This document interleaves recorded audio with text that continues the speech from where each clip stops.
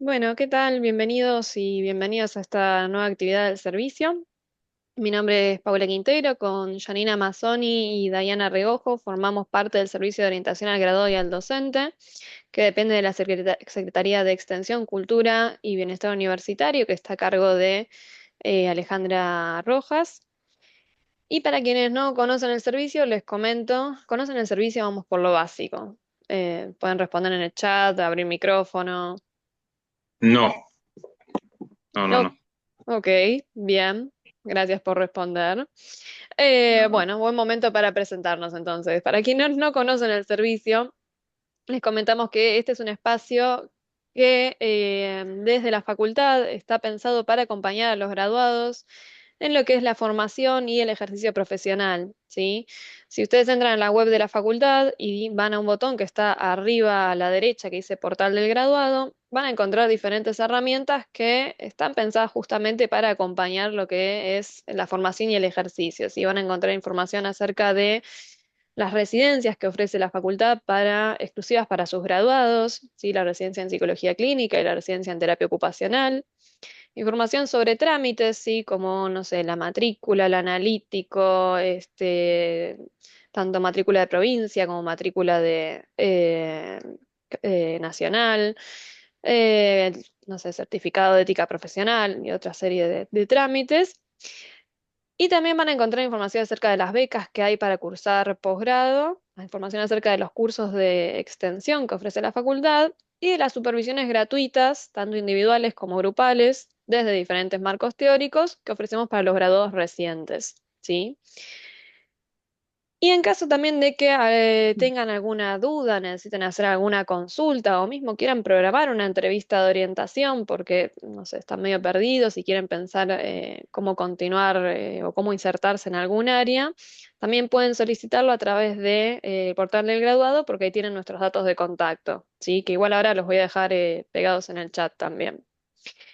Mm. Em, Bien. Y otra cuestión que van a encontrar si nos siguen en redes también son actividades como la que hacemos hoy, que es esta charla temática con, en este caso, con Romy, bueno, Romy, arranco a presentarte, así ya vamos directo para la actividad. Sí, igual, Paula, acordate de transmitir que abrimos una nueva oficina en Independencia, en el aula 410.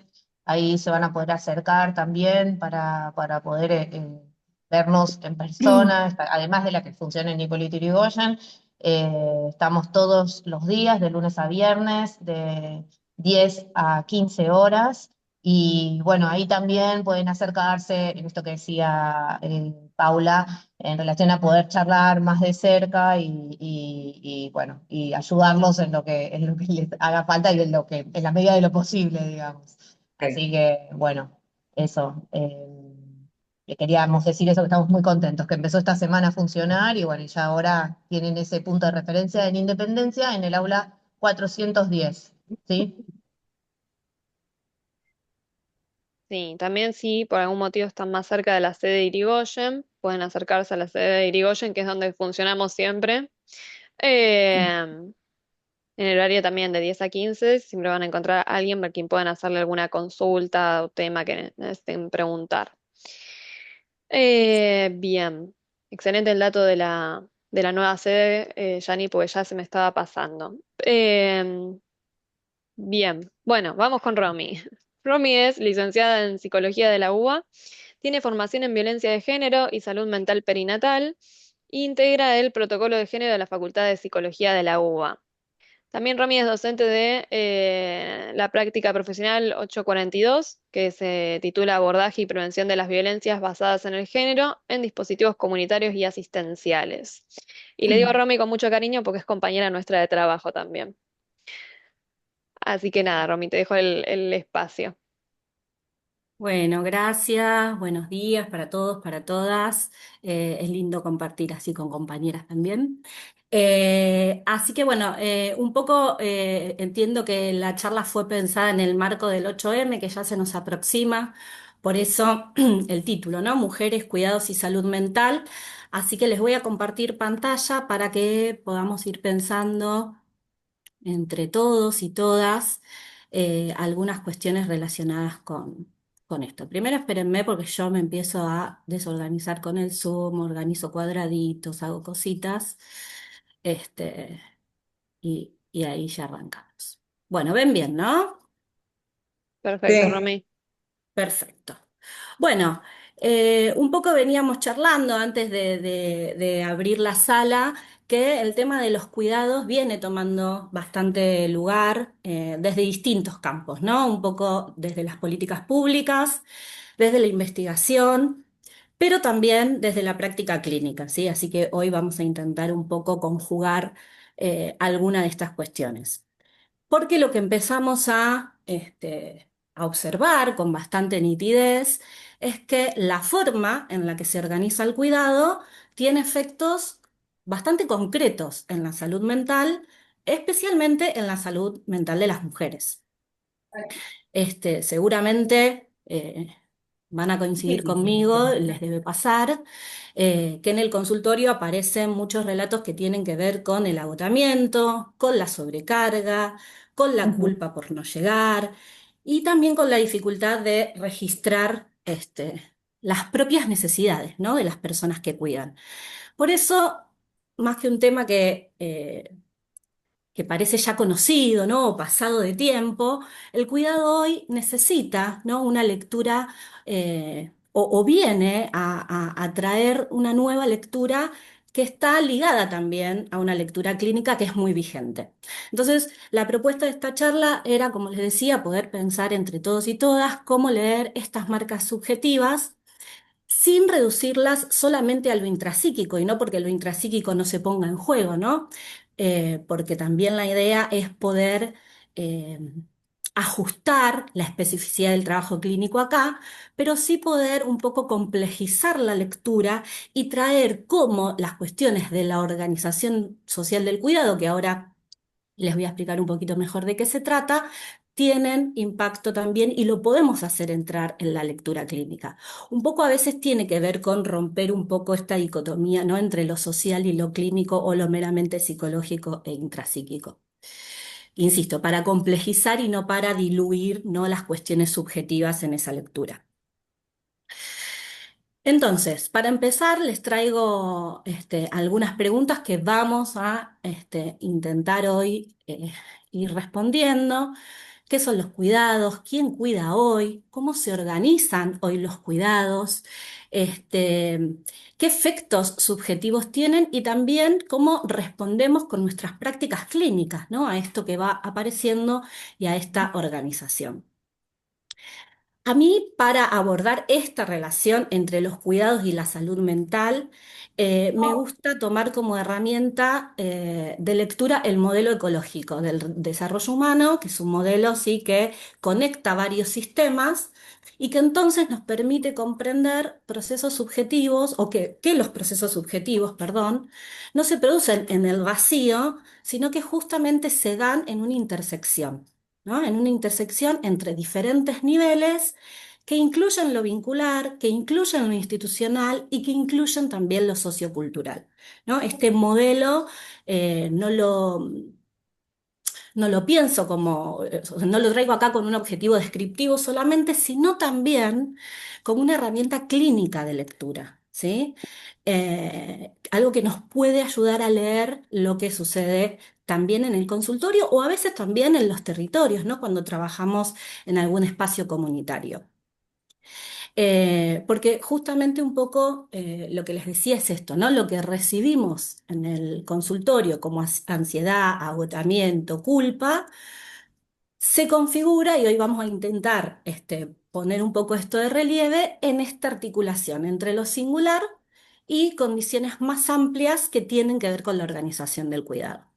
Entonces vuelvo a insistir, no se trata de diluir la dimensión subjetiva, sino de complejizarla, ¿no?, y traer otros puntos de lectura para ampliar la escucha clínica, incorporando estas condiciones concretas en las que hoy se organiza el cuidado.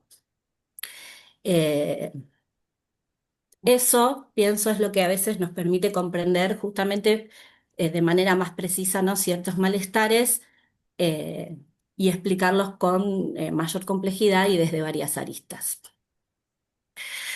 Pero bueno, para ya ir entrando en tema, me parecía importante explicitar un poco o precisar un poco de qué hablamos cuando hablamos de cuidados.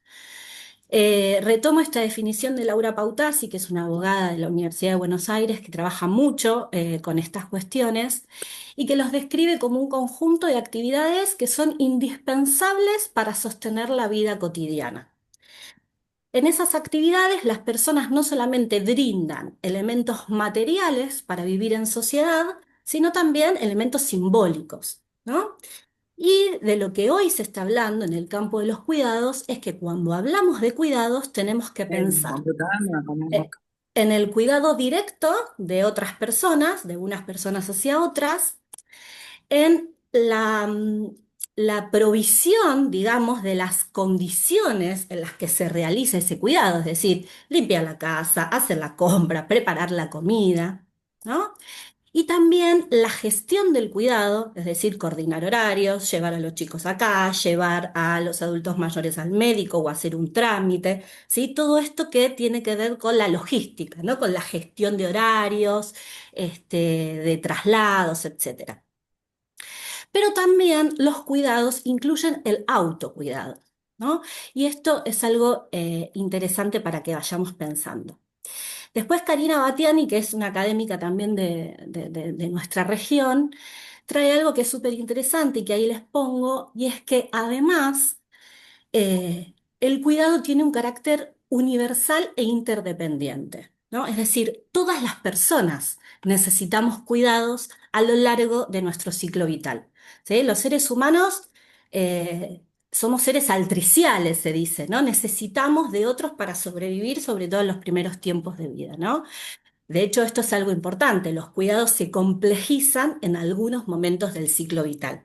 Pero que se complejizan en algunos momentos del ciclo vital no quiere decir que que no todas las personas los necesitemos, ¿no? Entonces, acá me parece que también hay algo importante para pensar este tema de mujeres, cuidados y salud mental, y tiene que ver con esto de que no solo necesitan cuidados las personas dependientes en algún sentido o por algún motivo, por la edad, por alguna condición, sino que también tenemos que incluir a las personas que podrían proveerse a sí mismas de esos cuidados, ¿no? Entonces, esta amplitud del concepto, tener en cuenta la gestión, la preparación del espacio de cuidados, el autocuidado también, es importante para poder comprender cómo la organización del cuidado tiene efectos tan visibles, ¿no?, en la salud mental. Ahora, ¿de qué hablo cuando hablo de organización social del cuidado? Que lo vengo repitiendo bastante. La organización del cuidado, la organización social del cuidado es una categoría analítica, ¿sí? Es una categoría que nos permite pensar esto, cómo se distribuyen, cómo se organiza el cuidado mediante la interrelación de cuatro actores principales, ¿sí? Por eso se usa este modelo del diamante que les pongo ahí. Por un lado, el Estado, ¿sí? A través de sus políticas públicas. eh, por ejemplo, las licencias, ¿no? Las licencias por maternidad, las licencias por maternidad en el momento, ¿no?, de inicio de la vida, que es donde decía, es uno de los momentos donde el cuidado se complejiza. Eh, entonces, el Estado mediante sus políticas públicas, el mercado, ¿sí?, brindando servicios a los que algunas personas o algunos sectores de la población pueden acceder, ¿no?, para delegar esos cuidados, los hogares, ¿sí?, las familias y el sector comunitario o las organizaciones de la sociedad civil, ¿no?, que sabemos que muchas veces responden sobre estos vacíos, ¿no?, donde las políticas públicas no alcanzan. O las redes comunitarias, ¿no?, en los barrios, ¿sí?, las redes que se van creando entre las personas. Entonces, el diamante del cuidado está conformado por estos cuatro actores y nos permite pensar qué relaciones se establecen entre ellos, ¿no? Todo eso da lugar a la organización social del cuidado. Ahora bien, aunque en teoría este modelo nos dice que el cuidado debería distribuirse entre estas cuatro puntas. Fíjense que de hecho un diamante, y como está dibujado ahí, es bien equitativo, digamos, ¿no? Debería distribuirse en esos cuatro vértices. Eh, en la práctica, ¿sí? Y esto también lo muestran, por ejemplo, las encuestas sobre uso del tiempo, vemos que gran parte del peso cotidiano de cuidar sigue recayendo en los hogares. O sea, son las familias, ¿sí? Las que se ocupan de proveer la mayor cantidad, de cuidados, si lo pensamos desde este diamante. Y dentro de las familias, el tema que nos convoca hoy, también hay una distribución desigual. Y es que la mayor parte de este trabajo no remunerado que implican los cuidados es Ujú. absorbido por las mujeres, ¿no? Y esto, por supuesto, tiene consecuencias varias. Em, por un lado, aparece esta naturalización, ¿no? De la capacidad de las mujeres para cuidar. Y ahí viene la división sexual del trabajo. Es como si la capacidad biológica que tenemos las mujeres para gestar, para parir, para amamantar, ¿no? Se liga con una construcción social que dice que también tenemos mayor capacidad que otros para realizar las actividades de cuidado. Pero eso es una construcción, ¿sí? Que se construye sobre esta capacidad potencial, ¿no? Biológica de gestar, parir, amamantar.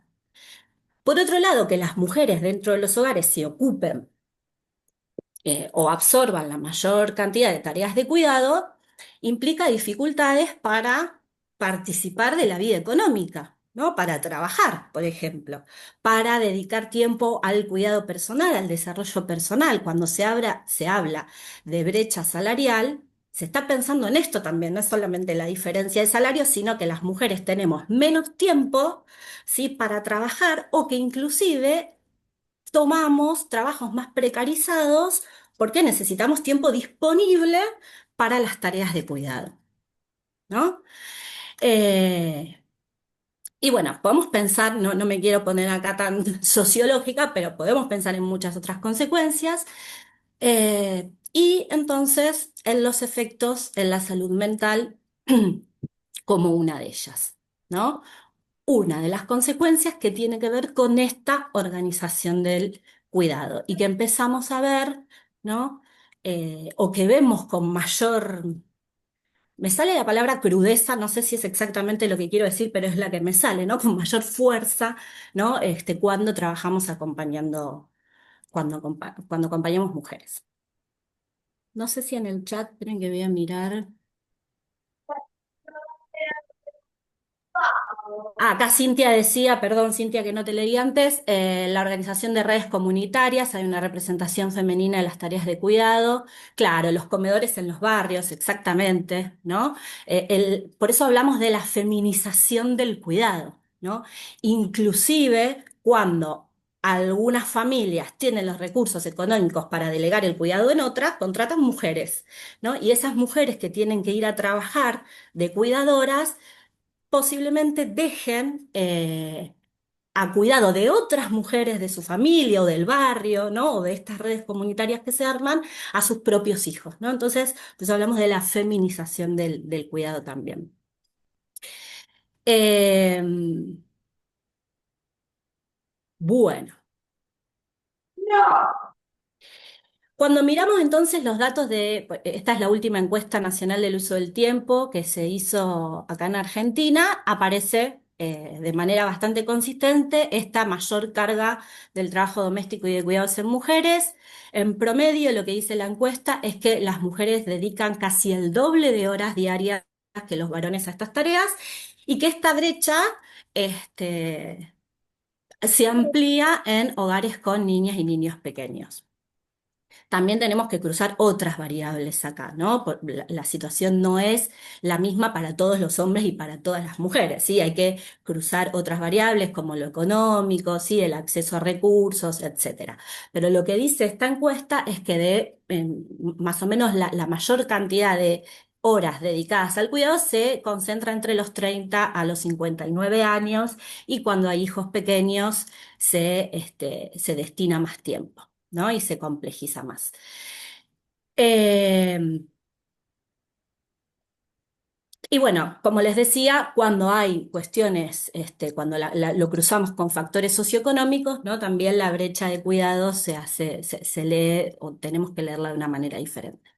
Pero bueno, estos datos los traigo porque si bien por supuesto, por sí solos no explican el malestar que vemos en los consultorios, sí nos permiten ver, ¿no? Otra vez son un dato concreto, empírico, real, de cómo se configuran estas condiciones de sobrecarga que cuando se sostienen en el tiempo muchas veces aparecen en la escena clínica, ¿no? En nuestras consultas y ahora en un ratito ya nos vamos a meter con eso.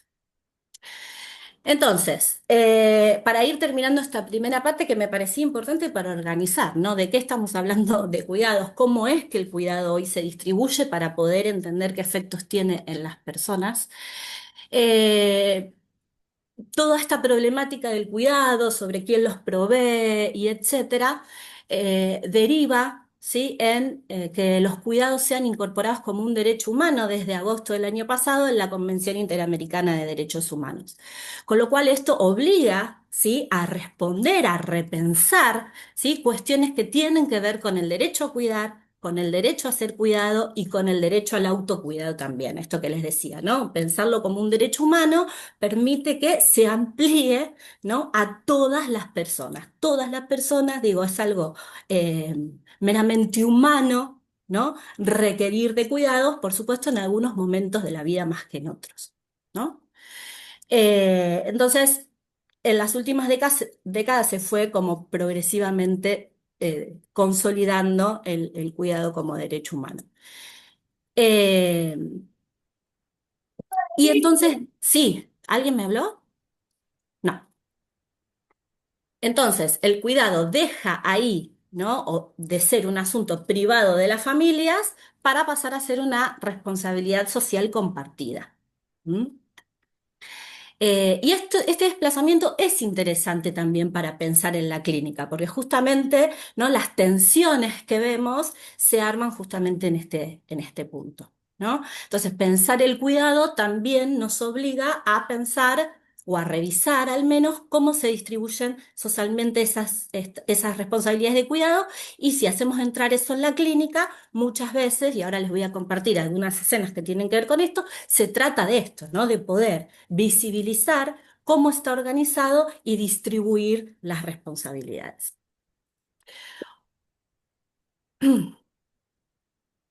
Hoy hablamos de una crisis de los cuidados, por eso vieron que el título decía En tiempos de exigencia, ¿sí? Mujeres, cuidados y salud mental, en tiempos de exigencia. Cuando se habla de crisis de los cuidados, no tiene que ver con que hay más cuidados, sino que las formas tradicionales de resolverlo no están sirviendo, ¿no? No están alcanzando, están mostrando límites, ¿sí? Mucho tiempo el cuidado se organizó en el ámbito privado.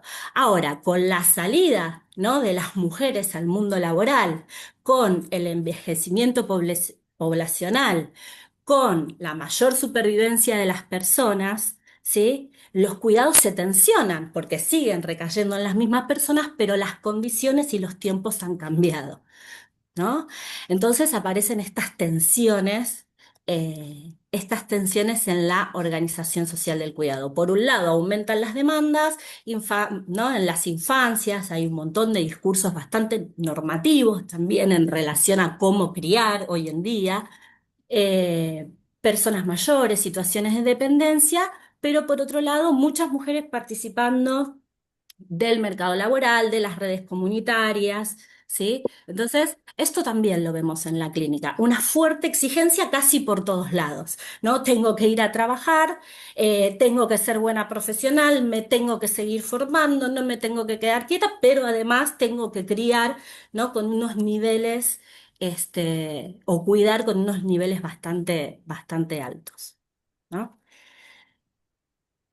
¿Alguna pregunta, algo que quieran comentar hasta acá? No sé si en el chat hay alguna.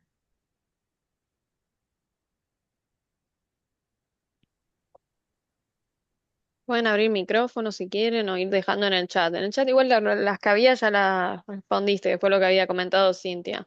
Bueno, genial.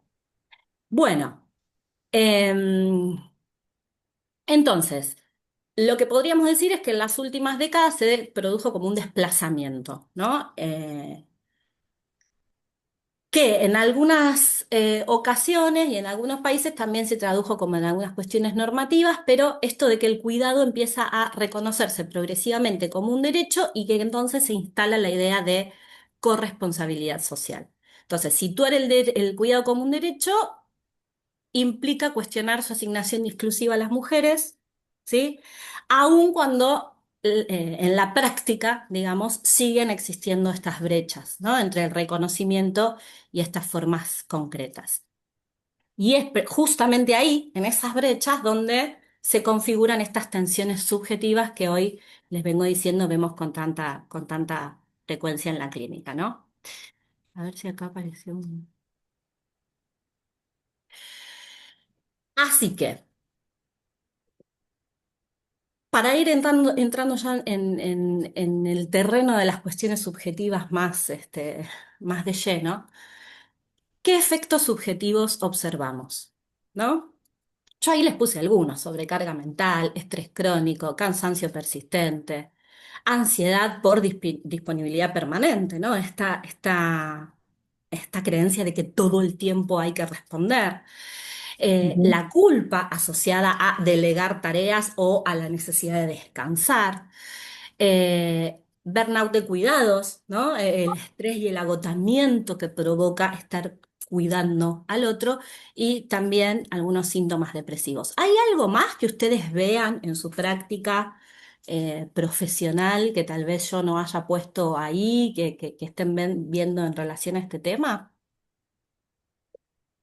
Si quiere alguien compartir o escribir.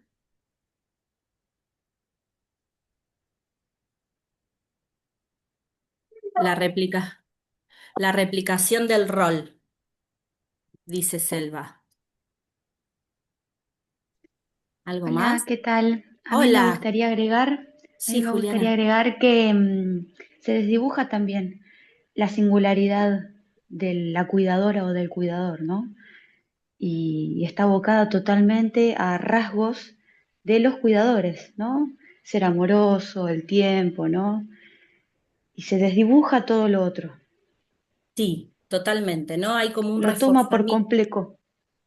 Sí, se refuerzan, ¿no? Ciertas características que tienen que ver con esta disponibilidad absoluta, ¿no? Con este no poder decir que no, con esta abnegación, digamos, ¿no? Todavía inclusive la maternidad no es solamente el único espacio en el que se cuida, ¿no? Pero dentro de uno de los espacios de cuidado que nos organizan socialmente, todavía la idea de abnegación materna sigue operando con bastante fuerza, ¿no?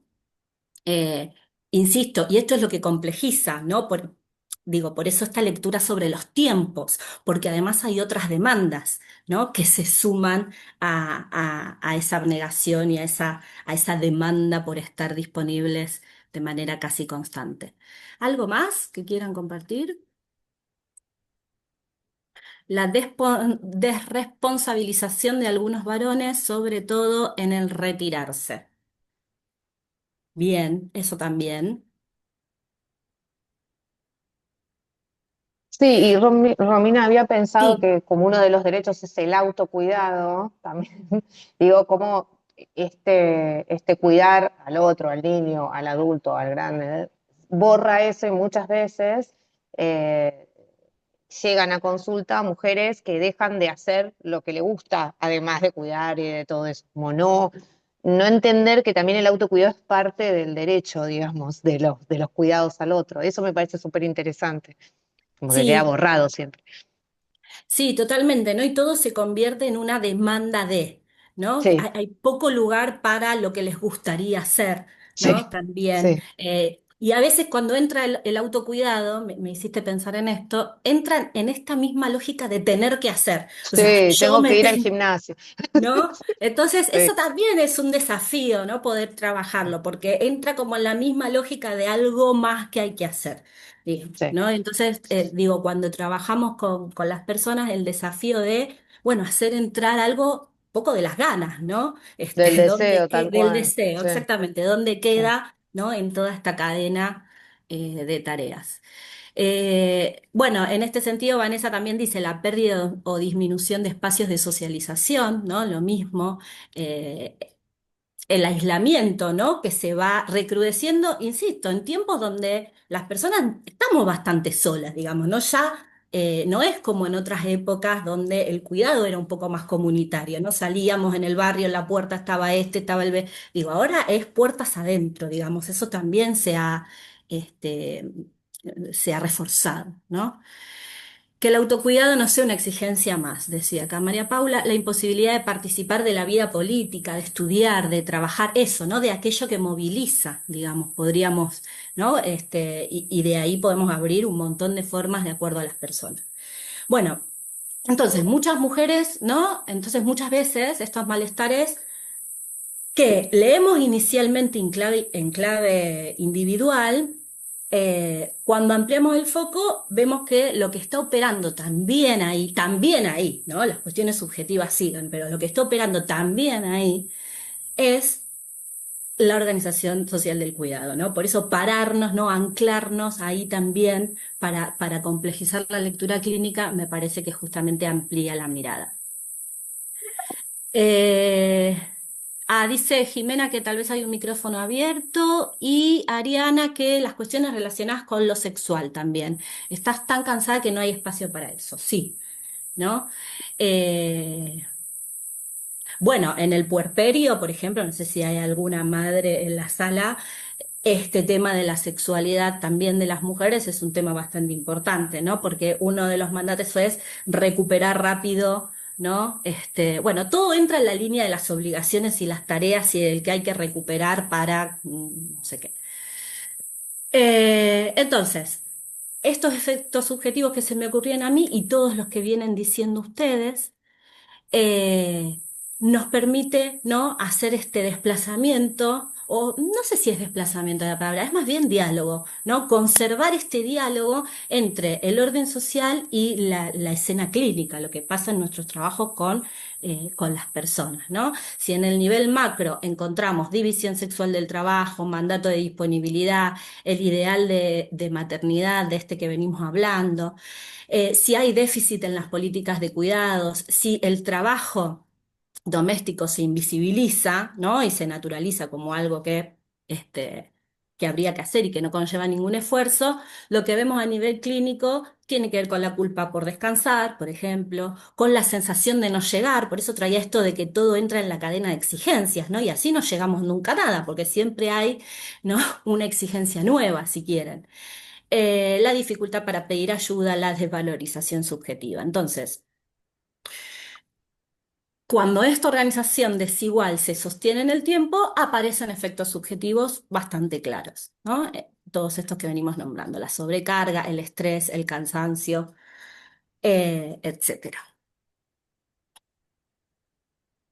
Bueno, no me voy a poner tan rígida con esto de la evidencia, pero sí les quería compartir que hay evidencia empírica en relación a esto, ¿sí? Algunas revisiones y metaanálisis que se han hecho, sobre todo en países con ingresos medios y altos, ¿no? Lo cual también es un poco una dificultad porque en países con ingresos bajos, eh, bueno, el cuidado se complejiza también, ¿no? Por esto que veníamos diciendo de cruzarlo con algunos otros factores de las condiciones de vida. En conjunto, la evidencia lo que muestra es esto que ustedes mismos venían diciendo recién en relación a lo que se observa en el consultorio, ¿no? Sobrecarga de trabajo doméstico y de cuidado no remunerado asociada a las mujeres de manera más consistente y asociado a peores condiciones para la salud mental. Y hasta inclusive se pueden ver algunos como marcadores biológicos, ¿no? Elevados niveles de cortisol, que hoy se habla un montón de cortisol y del estrés y todo esto, bueno, se encontró, ¿no? En las mujeres que dedicaban más tiempo a las tareas de cuidado. Con lo cual, el género y el cuidado se terminan convirtiendo en un condicionante, ¿no? También para la salud mental. Bueno, entonces, para que esto no quede solamente ahí en un análisis más amplio y no solamente en teoría, les quería compartir algunas escenas clínicas eh, que se suelen repetir, ¿no? Cuando trabajamos con mujeres y cuidados y cuando hacemos entrar esta lectura. Y lo traigo justamente para ver esto que venimos hablando, ¿no? Cómo lo estructural aparece encarnado en algunas frases, en algunas cosas muy concretas. Obviamente que cada caso se trabaja desde su singularidad, su historia, sus recursos, ¿sí? Los de cada mujer, pero lo que me interesaba hoy mostrar no tiene que ver con un análisis exhaustivo de un caso clínico, sino justamente con poder ubicar cómo determinadas formas de organizar el cuidado aparecen, ¿no? Como un marco de algunos síntomas y de todas estas formas que ustedes venían trayendo. Romy, necesitas que paguemos, pues está grabándose. Si necesitas que. No hay ningún O general. dato muy, Sí. no, así que no hay problema. Bueno, em, la primera escena, una frase, ¿no? Si no lo hago yo, no lo hace nadie, ¿no? Que suele aparecer. Es una mujer con niños chiquititos y que llega consultando por, dice, ansiedad, ¿no? Que tiene ansiedad y que no puede dormir. Eh, Describe varios momentos donde esa ansiedad, perdón, tiene bastante activación física, ¿no? Eh, por ejemplo, habla de sensaciones de ahogo, ¿no? De sentir que no puede respirar, que le falta el aire. Y aparece también un cansancio bastante sostenido en la vida cotidiana y mucha dificultad para entonces poder desconectar por la noche y dormir, ¿no? Y descansar. Algo que aparecía bastante es esta idea que ustedes venían trayendo como algo que se lee de no tengo tiempo para mí, porque si ella no hace lo que hay que hacer, entonces nadie más lo va a hacer. Cuando se empieza a mirar, empezamos a mirar un poquito cómo se organizaba su vida, bueno, obviamente, ¿no? Aparecía esta sobrecarga grande en relación a las tareas de cuidado y a la gestión, y a la gestión doméstica, ¿no? Ella concentraba, aun cuando había apoyos, ¿no? Y esto pasa en muchas ocasiones, ¿no? Muchas veces hay apoyos posibles, pero la delegación es muy difícil, ¿no? No sé si delegación es una palabra que me gusta, la distribución, ¿no? Es muy difícil. Porque lo que predomina es esta sensación de responsabilidad personal, ¿no? Por todo lo que pasa ahí, ¿no? En este caso, una persona que, si bien no había redes familiares, sí había recursos económicos, ¿no? Como para que la apoyó, para que puedan apoyarla en las tareas de la casa y en el cuidado. Entonces, en ese contexto, casi que el cuidado no aparece como una posibilidad, ¿no? Si yo tengo que hacer todo, porque si no nadie lo hace, el cuidado, no, el descanso, que es cuidado, no aparece como una posibilidad real, ¿no? O legítima. Pero bueno, un poco lo que les quería traer es que si intentamos leer esta escena, tal vez un poco más allá de la ansiedad en sí misma, aparece algo bastante interesante y tiene que ver con esto, ¿no? Que seguimos viviendo en sociedades donde el cuidado está fuertemente feminizado y que muchas mujeres se sienten responsables de sostener esa organización cotidiana y además se les adjudica esa responsabilidad, ¿no? Ella misma, me acuerdo que decía, yo me tengo que poner en modo mamá, ¿no? ¿Qué implicaba el modo mamá? Hacer todo lo que había que hacer, digamos, ¿no? Tanto que a veces esto, ¿no? Tal vez no comía porque no tenía que encargarse de cuidar, o no iba al baño porque tenía que encargarse de cuidar, o no hacía algo, una actividad que cuando la podía hacer detectaba, ¿no? Fácilmente cómo le cambiaba, ¿no? La energía, el humor, las ganas inclusive por estar en este modo mamá, ¿no? Entonces, cuando esta disponibilidad permanente se naturaliza tanto, bueno, la sobrecarga se deja de registrar como un problema, ¿no? Decía algo interesante de, no sé por qué estoy tan cansada cuando llegan las 6 de la tarde, ¿no? Absolutamente naturalizada la sobrecarga y por lo tanto no problematizada, ¿no? Eh, bueno, Claro, en Romy, ese... digo, en Sí. línea con esto que decías de que te viene por ansiedad, ¿no? Viendo que esa ansiedad en realidad viene por toda esta sobrecarga mental que está teniendo en relación a las tareas de autocuidado y la rutina diaria en la que ya está inserta y que, nada, ya se invisibiliza. Sí, pasa totalmente desapercibido, ¿no? Por eso me gusta este diálogo. Digo, si socialmente está invisibilizado, pasa para cada una, no para todas, ¿no? Pero en muchas ocasiones las propias personas que ejercen esas tareas, ¿no? No entienden por qué el cansancio, ¿no? No entienden por qué sentirse así. Entonces, ahí un poco el trabajo clínico pasó eh, por Desnaturalizar por ahí, sí, claro. empezar a nombrar, ¿no? Empezar a nombrar la sobrecarga y empezar a pensarla como un factor de agotamiento, ¿no? Como un factor real de agotamiento, ¿no? Eh, y poder mirar un poquito más de cerca cómo se organizaba la red de apoyo, qué tareas podían redistribuirse. Y sobre todo empezar a legitimar el descanso, ¿no? No como un lujo, fíjense que ahí yo en mi fallido dije, quería decir descanso y dije cuidado, no como un lujo, sino como una necesidad básica, ¿no? Que digo, todas las personas necesitamos descansar, ¿no? Entonces, un poco en este sentido, el trabajo, si quieren, fue transformar un poco esto que venía solo como un problema de ansiedad, ¿no? En otra pregunta, ¿no? En una pregunta que tenía que ver con cómo se organizaba el cuidado en su casa y además por el lugar que ella estaba ocupando, ¿no? En esa organización. Entonces, muchas veces vemos que cuando empieza a nombrarse, ¿no? Esa sobrecarga y a redistribuirse un poco, algunos síntomas empiezan, ¿no? Como a mover. Voy revisando el chat porque si no me olvido que está, así que cualquier cosa pueden escribir por ahí.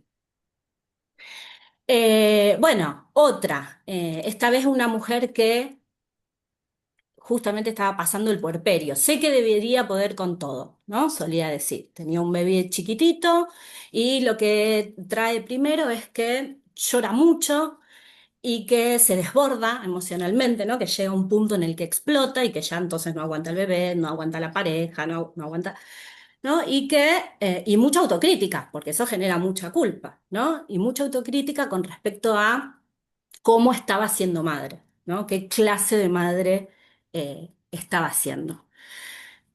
Con mucha presencia del cansancio, este sentir que estaba muy agotada. eh, y que le costaba como bastante registrar sus propias necesidades. No lo dijo de esa manera, lo que dijo es que en un momento se había olido ella misma y se sintió olor a transpiración y ahí se dio cuenta que hacía 2 días que no se bañaba y que además ese día todavía no había comido. ¿No? Ahí empezamos a trabajar en este registro de las propias necesidades. Esta escena es bastante común en el puerperio por el nivel de absorción, ¿no? que puede tener el cuidado y de demanda en estos primeros meses. Entonces, un poco ligado a esta falta de registro, aparecía esta idea de que sentía que tenía que poder con todo y que cuando no podía sentía mucha culpa de tener que pedir ayuda, porque además la ayuda no llegaba planificada, organizada y redistribuida, sino en el momento de desborde. Cuando explotaba, ¿no? Pedía salvataje, ¿no? Y eso le generaba mucha culpa por cómo se sentía y por tener que pedir ayuda también.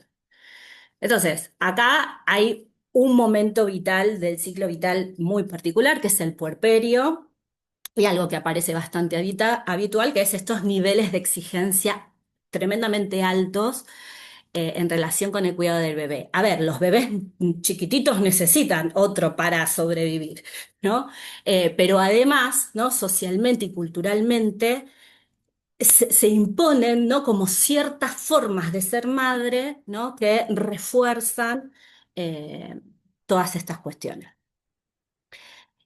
Bueno, todavía entonces en nuestra cultura hay bastante, ¿no? De este ideal de la maternidad, como les decía antes, muy totalizante, y esta idea de que la madre debería poder con todo. Y eso lo que hace es, como les pongo ahí, moralizar el cuidado, ¿no? Además de que sea una tarea, eh, el cuidado aparece como una medida de valor, ¿no? Algo que toda madre debe hacer, ¿no? Así que bueno, cuando eso está internalizado con tanta fuerza, es el propio cuerpo, ¿no? Sí, y que El debe que trae el hacer y límite.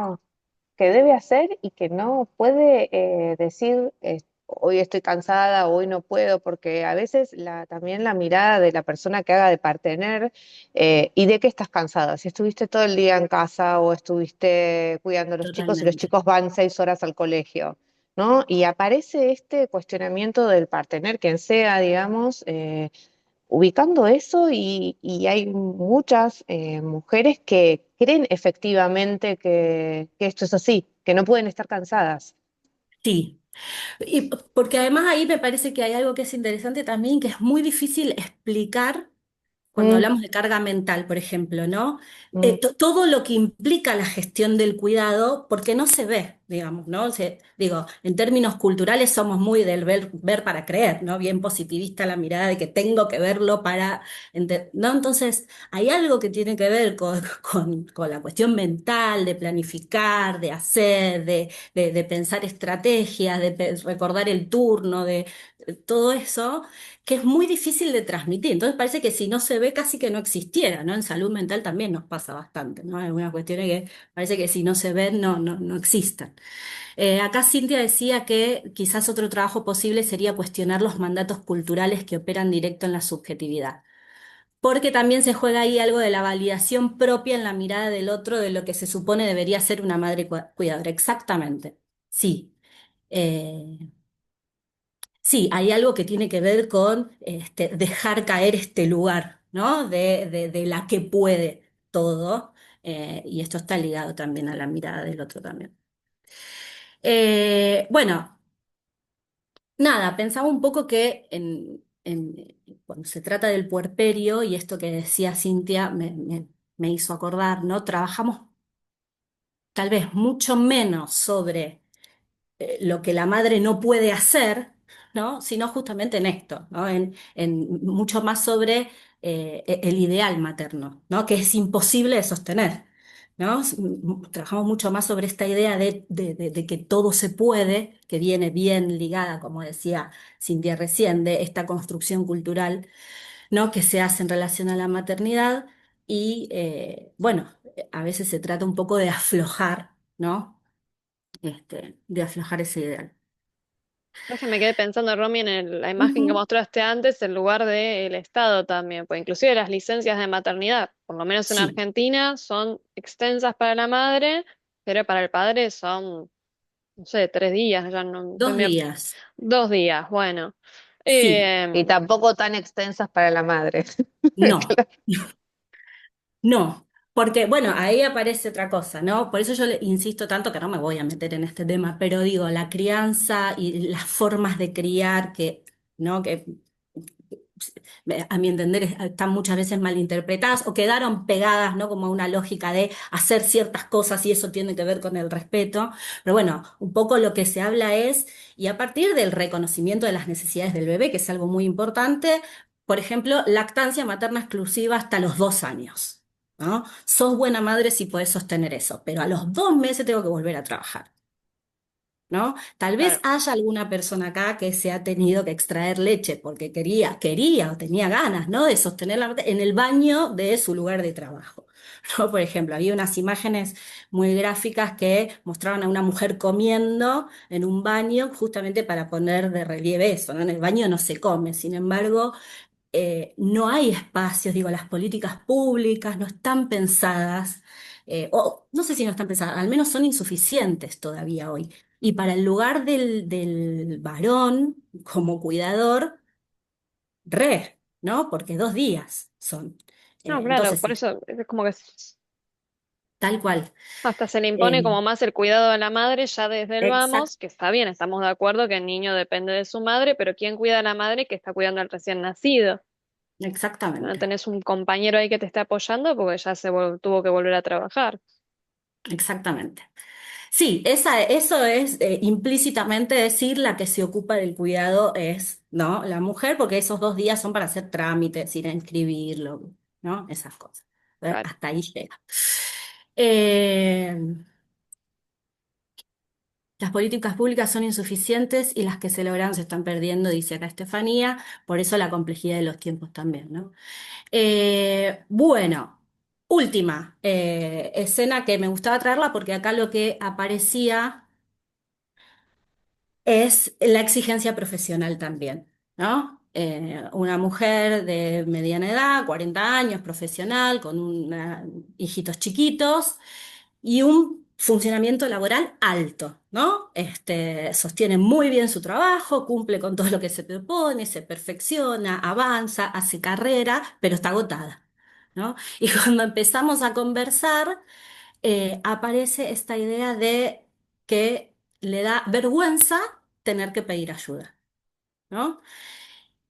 Y con eso, la frase que les pongo ahí, que tiene que ver con que si afloja ella, ¿no? Si ella suelta, se corre un poco, pareciera que todo, ¿no? Se desordena. Entonces, otra vez, acá lo interesante era que no es que no había apoyos posibles, ¿no? En muchos casos pasa que hay pareja, que hay familia, que hay alguna red. A veces pasa que hay, pero que no operan como red verdaderamente, ¿no? Y que más bien recrudecen todas estas, refuerzan, ¿no? Todos estos lugares. Pero bueno, aun cuando hay, muchas veces el cuidado queda sostenido, y en este caso quedaba sostenido completamente por ella, ¿no? Entonces, esto también es algo que hoy vemos bastante hoy en día y tiene que ver con los nuevos lugares que venimos ocupando las mujeres también, ¿no? Una combinación muy fuerte entre la autoexigencia y la autonomía, digamos, ¿no? Y además estos dos discursos, ¿no? Que son casi contradictorios de sé una excelente profesional, avanzada, trabajada, dedica tiempo a esto, pero a la vez, ¿no? Tenés que cumplir con estos criterios de cuidadora y etcétera, etcétera. ¿No? Eh, entonces, bueno, esta medida del valor, ¿no? Muchas mujeres hemos sido socializadas en esta idea de que el valor está en poder con todo, ¿no? En no tener que quejarnos, ¿no? En sostener, en no depender tanto de otros, ¿no?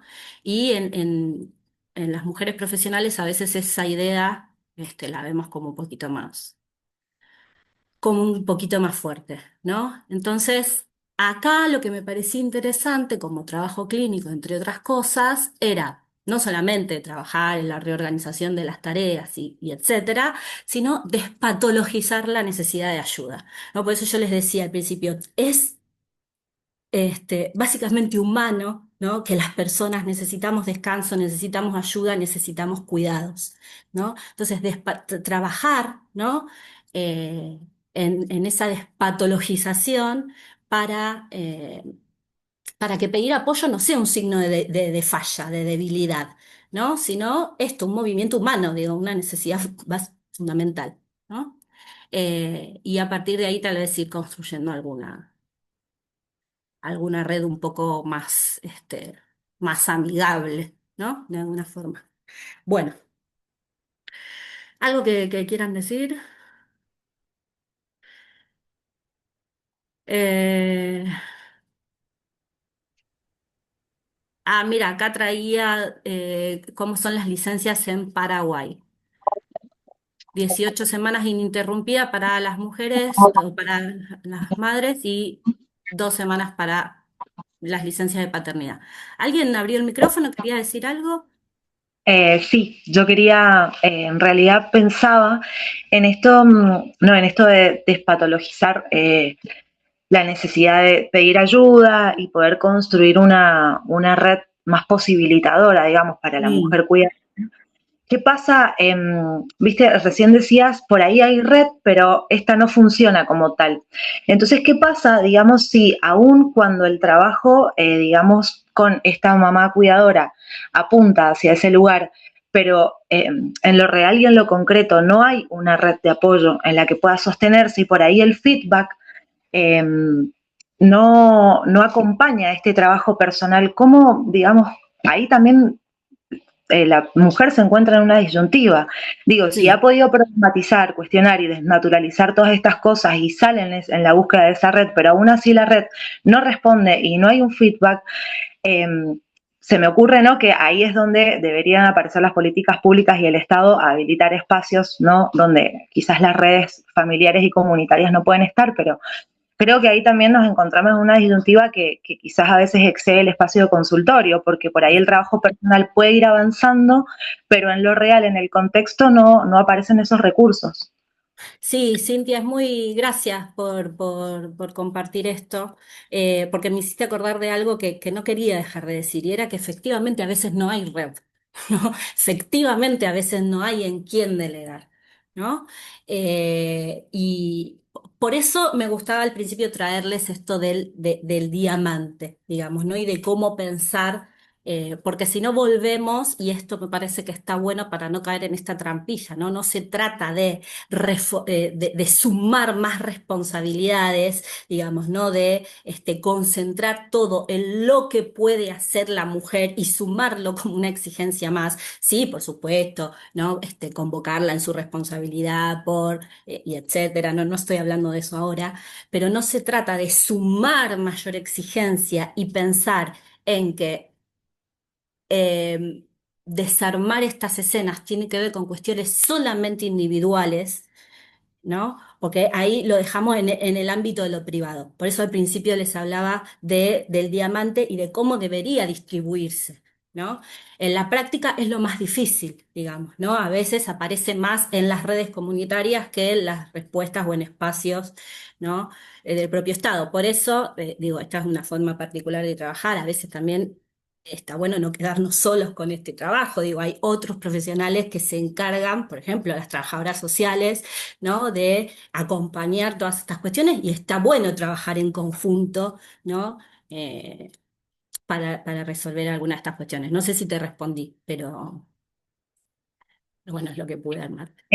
Sí, sí, sí, por supuesto, el trabajo interdisciplinario imagino que es una respuesta posible, pero digo, no, en realidad es una pregunta que no sé si busca inmediatamente una respuesta ahora, sino por ahí poder pensar y esto, justamente problematizar de cómo aún cuando en el trabajo del espacio de consultorio se puede avanzar en esa dirección, aparecen esos condicionantes y esas limitaciones, digamos, del contexto que a veces nos exceden.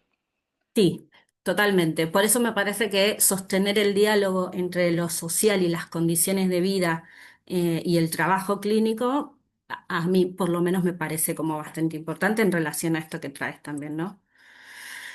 Eh, bueno, entonces, en esto que venimos conversando y que les compartí un poco en las viñetas, ya voy a ir terminando.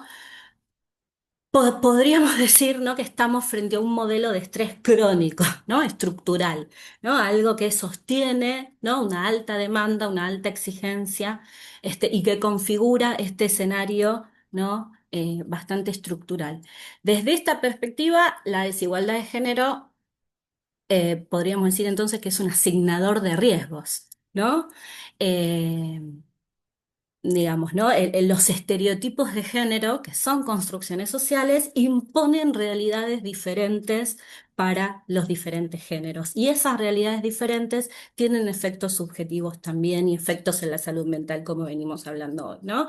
Entonces, sí, la desigualdad puede funcionar como un asignador de riesgo. Bueno, ¿no? Las políticas públicas podrían amplificar o amortiguar, creo que viene inclusive en línea con lo que traía Cintia recién, estos efectos, ¿no? Pero lo que me parece importante de este marco es que a mí por lo menos me ayuda a entender que no son factores aislados, ¿no? Sino de diferentes cuestiones que se van acumulando y que tienen impacto en la vida cotidiana, ¿no? Que configuran una realidad específica. Entonces, todo lo que venimos, las encuestas del uso del tiempo, lo que dicen los estudios, lo que vemos cuando ejercemos nuestras prácticas, nos va permitiendo identificar, ¿no? Ciertas cuestiones a través de las cuales la organización social del cuidado impacta en la salud mental. Lo que venimos diciendo, ¿no? Un poco para retomar la sobrecarga, la pobreza de tiempo, el estrés, eh, el aislamiento, la inseguridad económica, ¿no? Eh, la falta de reconocimiento, ¿no? La naturalización.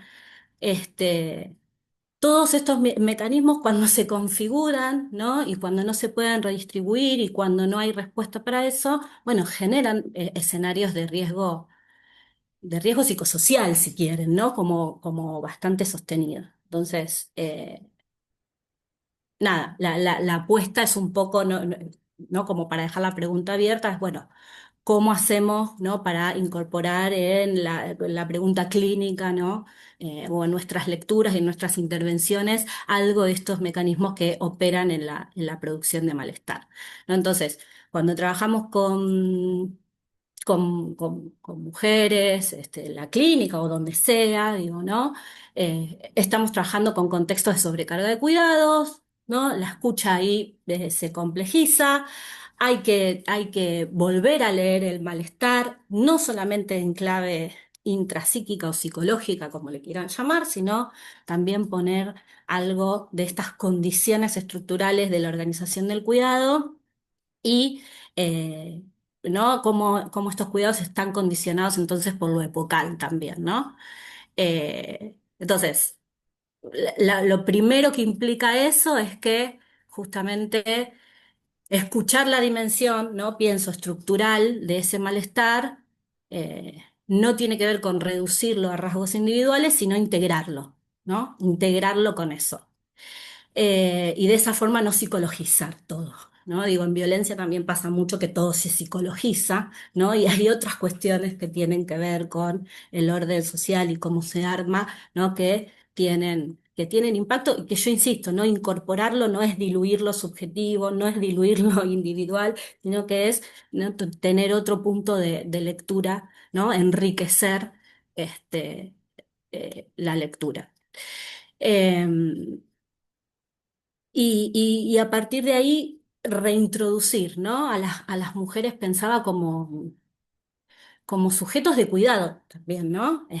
Cuando hablamos de habilitar el registro de sus propias necesidades, sin que eso quede ahí capturado rápidamente por la culpa, tiene que ver con esto, ¿no? Reintroducirlas en ese propio registro, ¿no? Así que bueno, ya para dejarlos, les comparto ahí como unas reflexiones finales, ¿no? Pensaba un poco y por eso hacía un poquito de referencia al cuidado como derecho humano, ¿no? Eso nos permite necesariamente tener que revisar este lugar histórico, ¿no? que se les ha dado a las mujeres en la provisión de cuidados, y en la práctica clínica pensaba que justamente esto de situarlo como derecho humano a veces se traduce en nuestro trabajo en algo que tiene que ver con poder acompañar procesos que permitan justamente a las mujeres correrse de esta posición de cuidadoras únicas y reinscribirse también, ¿no? Como en esa trama de cuidados, ¿no? Como personas que necesitan y que ser sostenidas, digamos, ¿no? Y que pueden ser sostenidas. Entonces, obviamente que esto aisladamente, ¿no? En consultorio me parece que dejarlo ahí no. Eh, Porque no se trata de promover, ¿no? Como estas nuevas exigencias individuales, sino de habilitar algo distinto en las configuraciones de cuidado, ¿no? Más compartidas. Y eso muchas veces para mí, y lo pensaba un poco así, tiene que ver con ayudar, ¿no? Cuando acompañamos en consultorio a construir un lugar que les permita situarse a ellas también en esa trama de cuidados, ¿no? Porque lo que estamos acostumbradas es que nos situamos como dadoras de ese cuidado, ¿no? Y me parece que el acompañamiento tiene que ser. Me parece que desde ahí muchas veces el malestar al menos empieza a poder moverse, digamos, ¿no? Así que bueno, hasta acá les quería compartir. Muchas gracias por escucharme.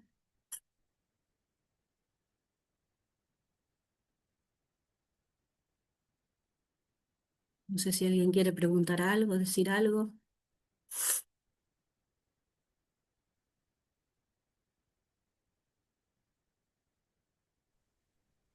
Buenas, Hola, no sé si Jimena. me escucha. Hola, ¿cómo va?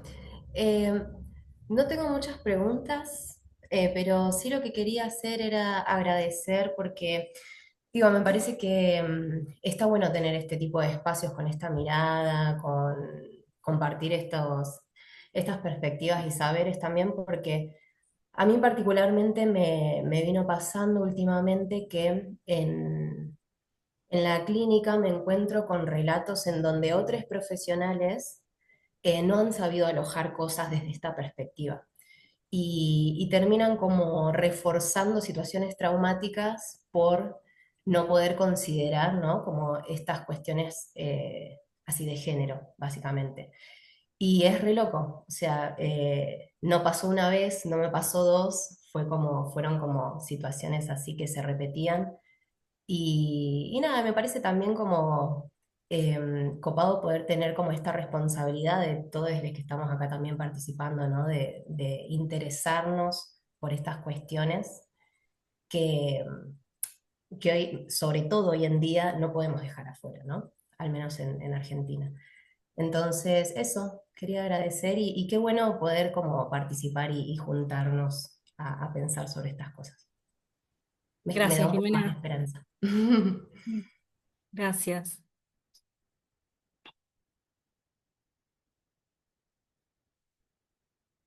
Bueno,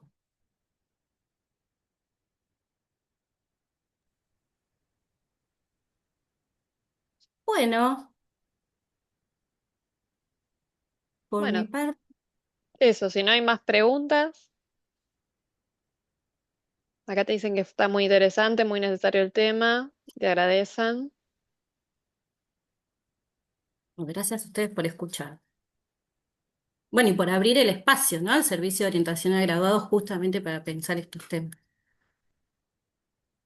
Sí, me parece súper interesante el lugar este que tiene, la mujer es el lugar del cuidado, ¿no? Que siempre fue naturalizado, por eso se me vino lo de la cuestión de las políticas en relación a lo que plantea el Estado mismo, ¿no? De las licencias de maternidad, que también colaboran, creo yo, en que la tarea de cuidado recae en la mujer, ¿no? O sea, sos vos quien se tiene que ocupar de los chicos desde que nacen y terminás ocupando todo el tiempo, porque también eso perpetúa el lugar de, bueno, vos empezaste ocupándote con la licencia de maternidad y seguís ocupándote por los siglos de los siglos, amén. Y que por ahí un poco esto que decíamos antes, ¿no? De que si la otra persona participa es porque vos le das tareas para hacer, pero la carga mental sigue estando en la mujer, en definitiva. Sí, sí, y lo que no se ve es lo que más peso suele traer, digamos, ¿no? Eh, Sí, esa lo que carga más efecto. mental Sí. invisible. Ujú. Bueno, Bautista, en respuesta a la consulta de si hay certificado de asistencia, no, la actividad no cuenta con certificado de asistencia, ¿sí?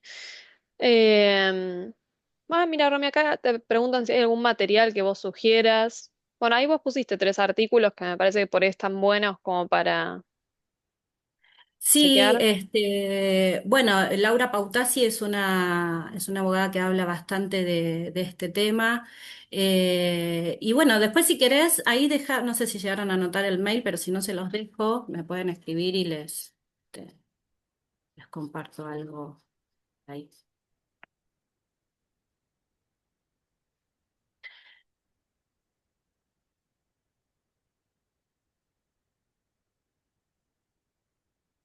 Bárbaro. Bueno, Romy, como siempre, un placer escucharte y compartir con vos. Gracias por la charla. Y les agradecemos también a todos por haber participado, por las preguntas que hicieron. Siempre es interesante intercambiar entre colegas. Así que bueno, nos estamos encontrando en próximas actividades y bueno, que tengan un buen día.